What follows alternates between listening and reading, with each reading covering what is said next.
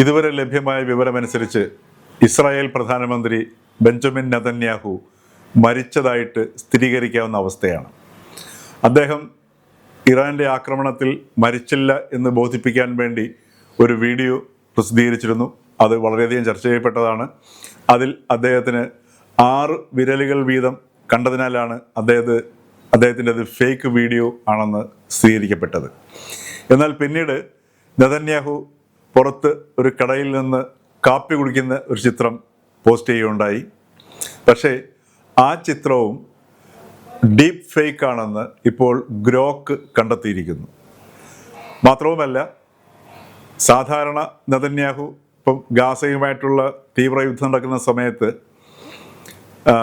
Netanyahu വളരെ നാടകീയമായി പല സ്ഥലങ്ങളിലും പ്രത്യക്ഷപ്പെടുകയും സംസാരിക്കുകയും ഒക്കെ ചെയ്യുന്നത് നമ്മൾ കണ്ടതാണ്.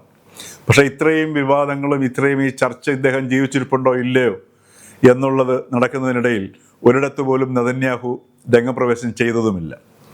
മാത്രവുമല്ല, അമേരിക്ക എങ്ങനെയെങ്കിലും ഈ യുദ്ധത്തിൽ നിന്ന് തലയൂരാനായിട്ട് പഴുതുകളും തേടിക്കൊണ്ടിരിക്കുന്നു. അപ്പം ഇതിൻ്റെ എല്ലാം പശ്ചാത്തലത്തിൽ നെതന്യാഹു ജീവിച്ചിരിപ്പില്ല എന്ന് തന്നെ അനുമാനിക്കാവുന്ന അവസ്ഥയാണ്.